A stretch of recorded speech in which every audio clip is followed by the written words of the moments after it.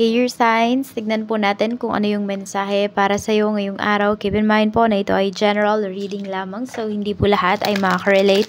So be open-minded. Sa mga hindi po nakasubscribe dito sa ating channel, please subscribe na po kayo and palike na din po ng ating video. At sa mga nais pong mag-avail ng ating private readings, ng ating Evil Eye Amulet, ng ating Tiars Bracelet, makikita nyo po yung link sa description box. Tarot Intentions by Alian Reyes. Tignan natin kung ano po ang mensahe for you. Mensahe po natin, Spirit Guide, mula ito kay Archangel Michael. Sabi sa'yo dito, be gentle with yourself. Ayan o. Sabi sa'yo dito ni Archangel Michael.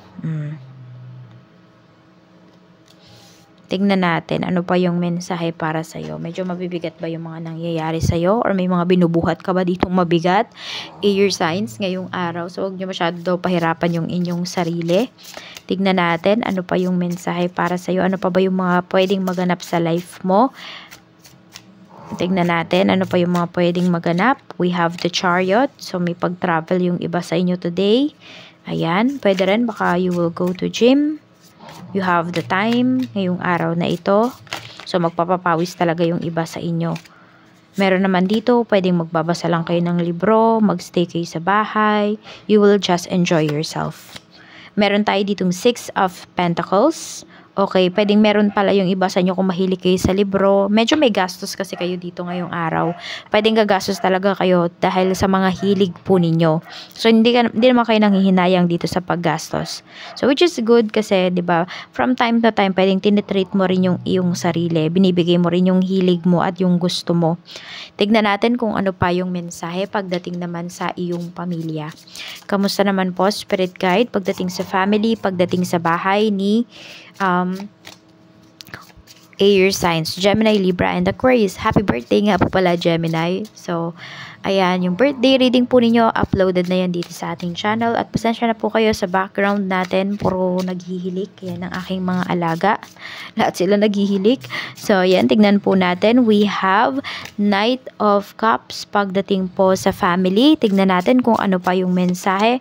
We have 2 of Pentacles pagdating sa iyong pamilya. So, ayan. 2 of Cups, Knight of Cups po. So, pwedeng may pag-uusap dito. Nakita ko naman dito na magkakasundo kung ano man yung pag-uusapan. Tapos, tignan mo, parang all smiles naman yung mga nag-uusap. So, pwedeng magaan naman po yung energy pagdating sa bahay ngayon. We have, ayan nga, may decision makings pala dito. So, pwedeng meron dito, siya talaga yung magbababa ng decision. This could be you. This could be pwedeng elder sa bahay. Yan, siya yung masusunod or siya yung laging nasusunod pagdating sa mga decision. But this time, pwedeng, ayan, hahayaan kanyang magdesisyon or someone na mas younger po dito sa inyong family. Yan, pwedeng may pinapersuade kasi dito. Parang may sinusuyo pagdating dun sa decision na yon.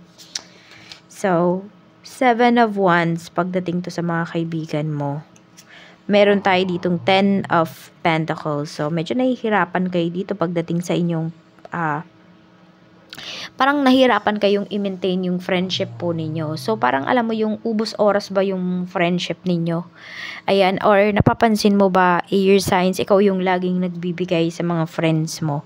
So, mas maganda pa is medyo umiwas ka muna. Ayan, parang sumasakit na yung ulo mo pagdating sa mga friends mo.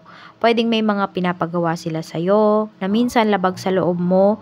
May mga sinasabi sila sa'yo dito na sumasakit yung ulo mo kasi pwedeng nag-overthink ka. Pwedeng ang binibigay sa'yo ng mga friends mo is, anxiety. So, kapag ganyan, layo ka na lang. 10 of Pentacles, kaya mo naman kahit ikaw lang yung mag-isa dito. Yan na, mabubuhay ka naman daw kahit wala sila. Yun yung sinasabi sa'yo. Yan. Tsaka ito, sabi ko nga, parang meron kasi dito, pwedeng high maintenance yung mga kaibigan mo. So, siguro sumasakit yung ulo mo kasi di ka makasabay sa kanila, ganun. Tinatry mo naman pero hindi talaga kaya. So, mamuhay ka na lang ng simple kaysa piniplease mo yung ibang tao, kaysa piniplease mo tong mga kaibigan mo. Sabi ko nga, we cannot please everyone. Even sa mga nanonood dito sa channel natin, hindi lahat natutuwa sa reading ko. Hindi lahat nakaka-appreciate. Hindi lahat nakaka-resonate. Kasi gano'n naman talaga dahil nga marami naman talaga kayo. So, kahit ilan-ilan lang yung mga nakaka-resonate dun, para dun lang talaga yung minsan yung reading. Kaya try nyo tignan yung inyong moon, rising, at saka Venus sign. Kasi pwedeng mas dun po kayo maka-resonate. Yan. So, yan, kung meron dito mga high maintenance, ang hirap i-maintain, tapos di nyo naman talaga kayang i-maintain, let go nyo na. Sabi nga dito ni Universe, sabi sa inyo dito ni Archangel Michael, huwag nyong pahirapan yung sarili ninyo. Meron tayo ditong King of Pentacles pagdating naman sa love life. So, nandito naman na feel ko naman is may security naman pagdating sa inyong relasyon. Ayan, no, Ace of Pentacles. Meron dito, pwedeng magpo-propose na sa'yo. Air signs. Okay, so pwedeng pinag-iisipan lang ng person mo paano niya ba i-execute yan. Yan po ang sinasabi dito. Tapos, for some of you naman, ramdam mo yung security pagdating dito. Alam mo na secure ka sa person mo. Alam mo na secure yung relationship ninyo. Kaya kahit minsan di kayo nag-uusap or matagal kayo bago ulit mag-usap, relax lang yung energy ninyo. Kasi malaki yung tiwala nyo doon sa inyong karelasyon. Tignan natin, pagdating naman, or siguro may mga instances din talaga na pwedeng hindi siya talaga agad nakakakontak sa'yo because of other matters. Pero, nandun pa rin na feel mo safe pa rin yung relasyon ninyo. At true naman talaga, ayan o. Wala naman kasing ibang ine-entertain yung person mo. So, we have the world. Pagdating naman sa kaperahan, mayroon tayo ditong the sun. Okay, so kung meron po kayong utang or merong may utang sa inyo, makakabayad na po. Ngayong araw na ito, air signs. Ayan. And sabi ko nga sa inyo, pwedeng may gagastusan kayo ngayong araw na to, but hindi po kayo manghihinayang. Okay, happy kayo dun sa gagastusin ninyo ngayong araw na to. Siguro kasi naka-budget naman siya, air signs, kaya wala kayong problema dito, hindi kayo mai stress. Tignan natin, pagdating naman po sa inyong trabaho, we have the tower. Okay, so ito, tignan natin kung ano yung, the tower. Meron kayong nilalaban dito. Ayan, pagdating naman dito sa work mo, pwedeng air signs, ikaw yung parang bumubuhat. Kaya nahihirapan po kayo. Ayan o. Parang sagot nyo lahat. We have the high priestess. So, work smarter. Yun yung sinasabi sa'yo dito. Huwag ka masyadong magpakapagod kasi pwedeng hindi naman tumataas yung sinesweldo mo o yung salary mo. Kaya, huwag ka masyadong dito. Die hard pagdating dito sa pagtatrabaho. Know your limit. We have 10 of cups pagdating naman sa iyong negosyo. Okay, marami po sa inyo is happy kayo sa inyong business. Siguro dahil nasa right path din talaga kayo. Yan. Pwedeng nasa negosyo kayo na yan po talaga yung magpapayaman sa inyo. Tignan natin ano pa yung mensahe para sa iyo, air signs, Gemini, Libra, and Aquarius. So we have loyalty. Sabi, true friendship and loyalty are among the most important values. Be loyal to your friends. Kaya lang kasi dito, pwedeng ikaw loyal ka sa mga kaibigan mo. Pero may mga kaibigan ka dito na hindi naman loyal sa'yo. Sabi ko nga, medyo meron ka dito mga high maintenance na friends.